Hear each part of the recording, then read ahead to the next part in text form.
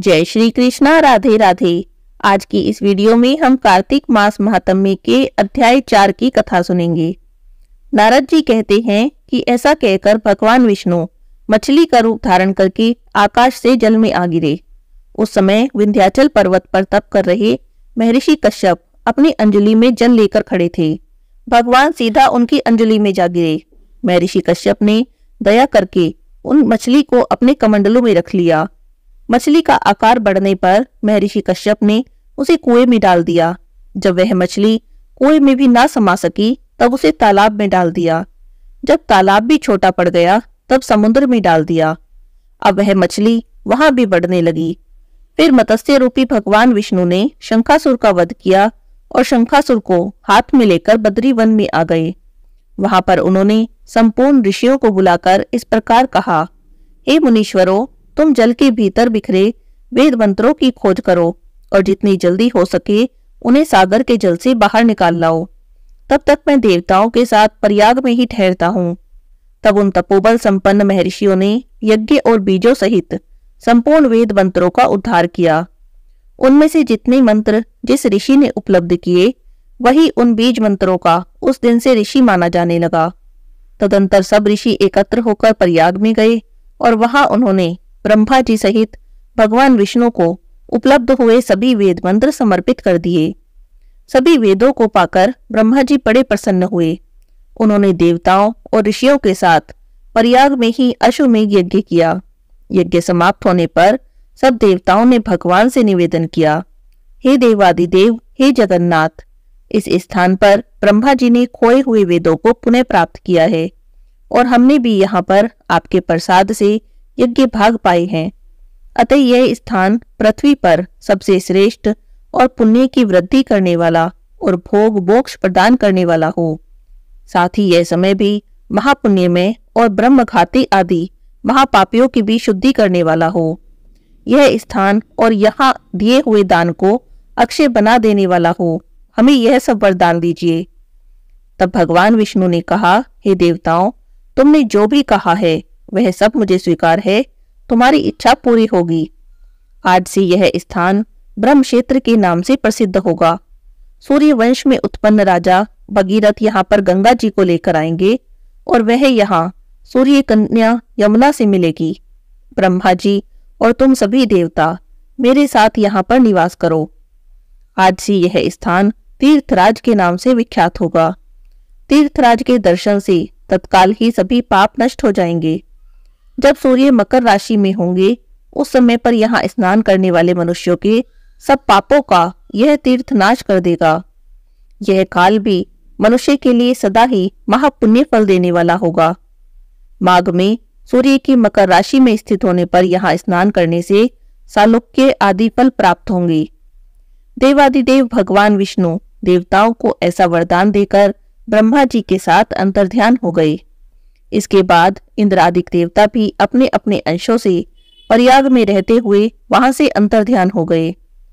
जो मनुष्य कार्तिक में तुलसी जी की जड़ के समीप श्री हरि का पूजन करता है वह इस लोक में संपूर्ण भोगों का उपभोग करता है और मृत्यु के बाद वैकुंठ धाम की प्राप्ति करता है। बोलिए विष्णु भगवान की जय हो। यहाँ पर कार्तिक मास के मातम्य का चौथा अध्याय समाप्त होता है। अब सुनाती हूँ आपको कार्तिक मास की कहानी। बोलिए श्री रामचंद्र की जय हो। किसी गांव में एक ब्राह्मण ब्राह्मणी रहते थे। दोनों बहुत गरीब थे। इतने गरीब कि घर में खाने को भी कुछ नहीं होता था। लेकिन ब्राह्मण देवता कोई काम ही नहीं करना चाहते थे। जैसे तैसे ब्राह्मणी कुछ काम करके रूखा सूखा भोजन बनाती, उसे ही खाते और सो जाते।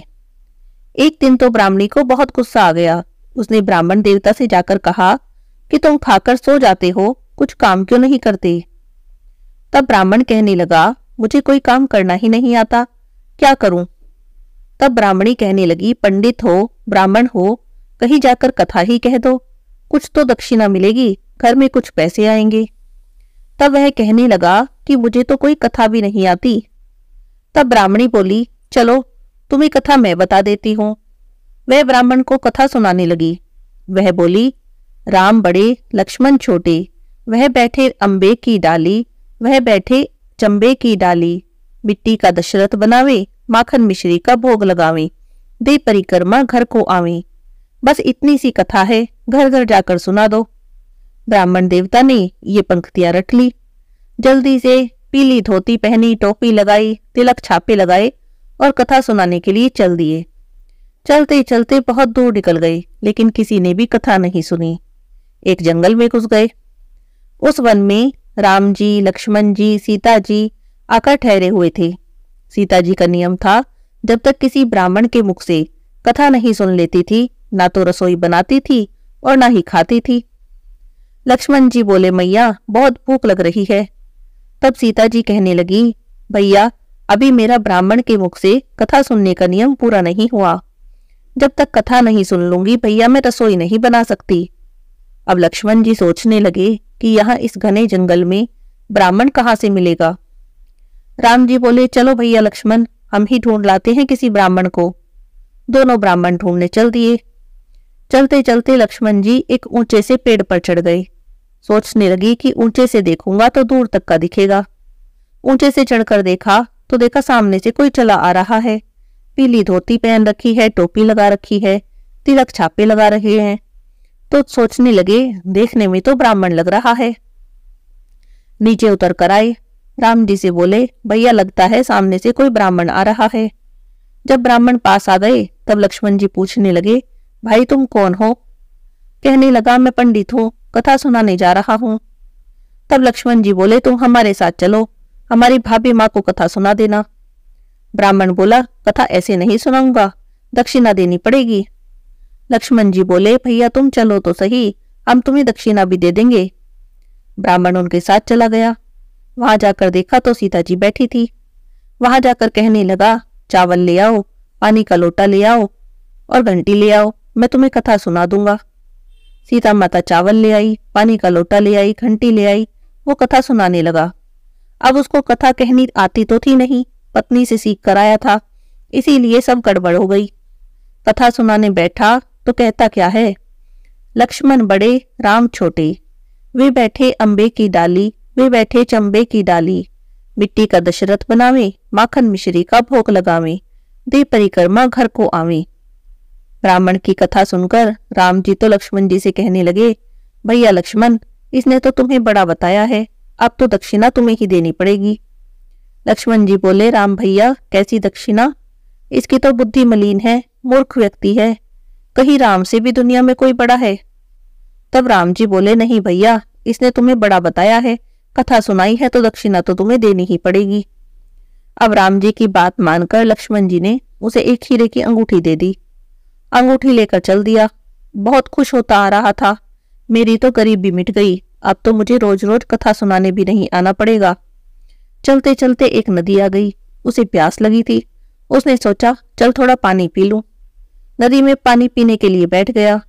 पानी पीने के लिए जैसे ही नदी में हाथ डाला, वह अंगूठी हाथ से निकलकर नदी में बह गई। सिर पीटने लगा, ये क्या हो गया, बड़ी मुश्किल से कुछ कमाई हुई थी, वो भी पानी में बह गई। खैर कोई बात नहीं, रोता पीटता अपने घर आ गया। ब्राह्मणी ने पूछा, क्या लाए हो? वो बोला, लाता तो बहुत कुछ, लेकिन सब नदी में बह गया। ऐसा कहकर उसने सारी बात बता दी। ब्राह्मणी बोली, कोई बात नहीं, तुम कल फिर कथा सुनाने जाना। ये तो बताओ कहाँ कथा सुना कर आए थे? तब बोला कि जंगल में निकल गया था, वहां कोई अपनी लुगाई के साथ, अपने भाई के साथ आकर ठहरा है। उसकी लुगाई का रोज कथा सुनने का नियम है, कल भी बुलाया है। तब ब्राह्मणी कहने लगी कि कोई बात नहीं, तुम कल फिर कथा सुना कर आना। अगले दिन ब्राह्मण फिर सुबह सुबह कथा सुनाने चल दिया। जाकर देखा तो सीता माता लोटा चावल लेके तैयार बैठी थी। उसने फिर कथा सुनाई। लक्ष्मण बड़े राम छोटे, वे बैठे अंबे की डाली, वे बैठे चंबे की डाली, मिट्टी का दशरथ बनावे, माखन मिश्री का भोग लगावे, दे परिक्रमा घर को आवे। आज फिर राम जी बोले, भैया लक्ष्मण, इसने तो आज भी तुम्हें ही बड़ा बताया है, इसीलिए दक्षिणा आज भी तुम ही दो। लक्ष्मण जी बोले, भैया इसकी तो बुद्धि खराब हो गई है, मूर्ख व्यक्ति है, भला राम से भी कोई बड़ा है क्या? लेकिन राम जी बोले, नहीं भैया, बड़ा तो तुम्हें ही बताया है, इसीलिए दक्षिणा तो तुम्हें ही देनी पड़ेगी। लक्ष्मण जी ने राम जी की बात मानी और उसे हीरे मोती से भरी एक गठड़ी दे दी। कठड़ी लेकर चला तो बड़ा खुश हो गया। चलते चलते थोड़ी दूर चला था कि डाकू मिल गए, सारे हीरे मोती लूट कर ले गए। फिर रोता पीटता घर आ गया। घर आकर ब्राह्मणी ने पूछा कि आज क्या हुआ। उसने सारी बात बता दी। अब तो ब्राह्मणी का माथा ठनका। उसने सोचा कहीं कुछ तो गड़बड़ है, रोज कमाई तो होती है लेकिन घर नहीं आती। तब वह पूछने लगी कि तुमने कौन सी कथा सुनाई थी।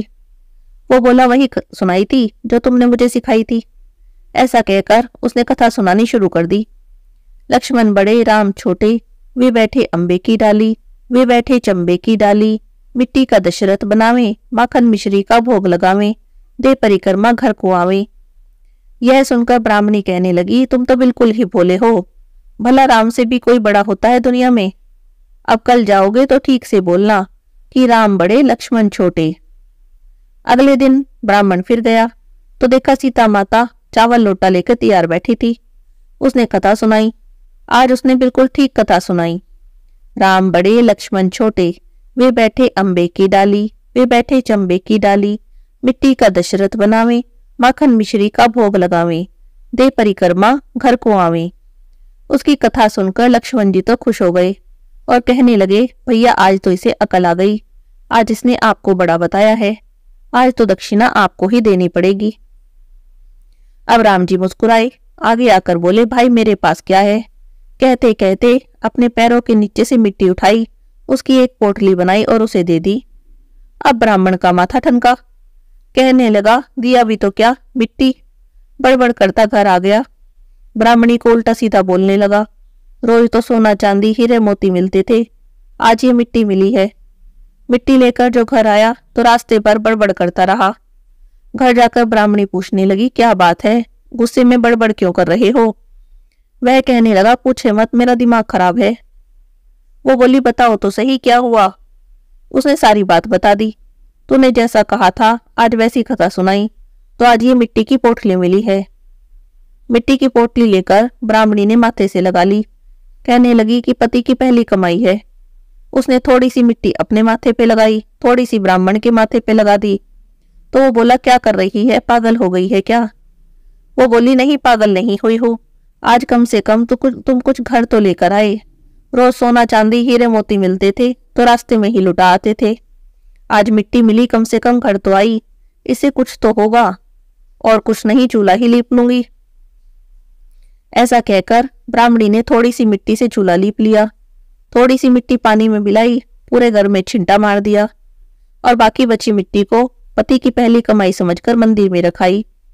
रात को दोनों सो गए। अगले दिन सुबह उठकर देखते हैं तो पूरा घर जगमग हुआ पड़ा है, हीरे मोती के ढेर लगे पड़े हैं, अन्न धन के भंडारे भरे पड़े हैं, पूरे घर में धन ही धन हो रहा है। ब्राह्मण की तो 7 जन्मों की गरीबी दूर हो गई। अब ब्राह्मण की समझ में आ गया कि राम बड़े और लक्ष्मण छोटे, ये तो राम जी का ही चमत्कार है। मिट्टी को भी हाथ लगाया तो सोना चांदी हीरे मोती बन गई। बोलो सीता माता की जय हो, रामचंद्र की जय हो, जय श्री राम, जय श्री राम, जय श्री राम। कार्तिक मास के मंगलवार की कथा। हनुमान जी के मंदिर में एक साहूकारणी रोज जाती थी, चूरमा की पिंडी और एक रोटी ले जाती। जाकर कहती कांधे सोटो लाल लंगोटो, हनुमान जी खायो चूरमे और रोटो, मैंने तुम्हें दिया जवानी में और तुम मुझे देना बुढ़ापे में। इस तरह का रोज का नियम था। पूजा करने के बाद एक दिन घर आई तो बहू कहने लगी कि सासू जी तुम चूरमा रोटी लेके कहाँ जाती हो। तब सासू ने कहा कि बालाजी के मंदिर में जाती हूँ। बहू कहने लगी कि मंदिर में तो नहीं जाती हो। सास कुछ भी नहीं बोली, उदास होकर अंदर जाकर बैठ गई, न कुछ खाया, जाकर सो गई। सोते सोते 5 दिन हो गए। हनुमान जी सपने में आए और कहने लगे कि तूने तो जवानी में दिया, मैं तुझे बुढ़ापे में देता हूँ। तो बुढ़िया माई बोली कि आज तो आप दे दोगे, रोज कौन देगा। तब हनुमान जी कहने लगे कि मैं रोज दे दिया करूंगा। ऐसा कहकर हनुमान जी बुढ़िया माई को चूरमा रोटी दे गए। बुढ़िया माई ने चूरमा रोटी खा ली। अब बहू के घर में कमी आने लगी, उसका कारोबार खत्म हो गया, सब चीज में घाटा होने लगा। बहू ने सोचा सास को देखो 7 दिन हो गए, मैंने तो कुछ खाने को भी नहीं दिया। उसने जाकर देखा तो सास तो खूब मोटी हो रही है। बहू पूछने लगी सासू जी मैंने तो तुम्हें खाने को भी न दिया, तुम क्या खाती हो? तब सासू जी कहने लगी कि मुझे तो हनुमान जी मीठी मीठी चूरमा रोटी देके जाते हैं, वो खाती हूँ। अब तो बहू सासू के पैरों में गिर गई, बोली, हम तो तुम्हारे बाग का ही खाते हैं। जब से तुमने हमारे घर का खाना बंद किया, हमारे घर में तो कुछ भी ना रहा। अब आप संभालो। अब सास रोज चूरमा रोटी चढ़ाने लग गई। फिर से उनके घर में खूब धन हो गया। जैसे सास ने हनुमान जी की कृपा हुई, ऐसे ही सब पर करें। कहते सुनते हुंकारा भरते पर बोलो बजरंग बली हनुमान की जय हो। तुलसी माता की आरती। तुलसी महारानी नमो नमो, तुलसी महारानी नमो नमो, हरि की पटरानी नमो नमो, तुलसी महारानी नमो नमो। धन तुलसी पूर्ण तप कीनो, शालिग्राम बनी पटरानी नमो नमो, तुलसी महारानी नमो नमो। जहाँ के पत्र मंजरी कोमल, श्रीपति कमल चरण लपटानी नमो नमो, तुलसी महारानी नमो नमो, तुलसी महारानी नमो नमो, हरि की पटरानी नमो नमो। कौन से महीने में बोई रानी तुलसा, कौन से महीने में हुई हरियाली नमो नमो, तुलसी महारानी नमो नमो। कौन से महीने में हुई तेरी पूजा, कौन से महीने में हुई पटरानी नमो नमो, तुलसी महारानी नमो नमो।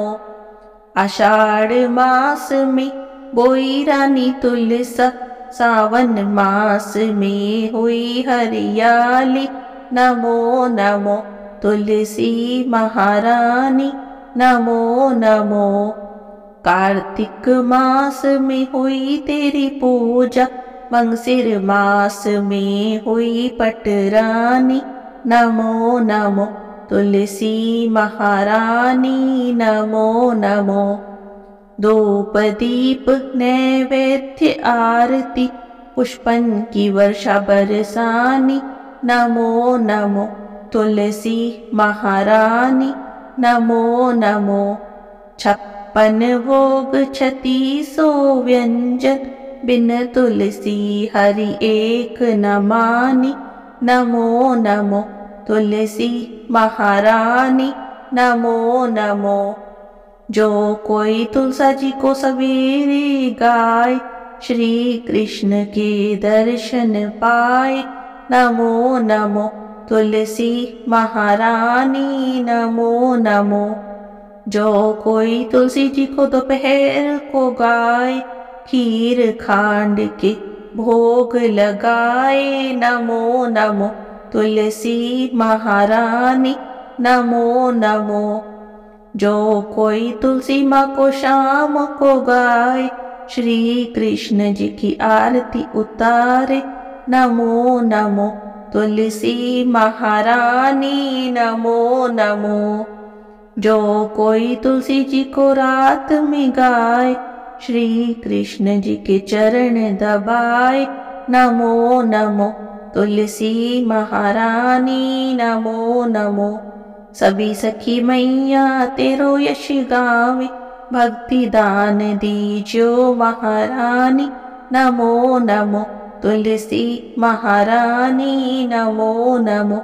हरि की पटरानी नमो नमो, तुलसी महारानी नमो नमो।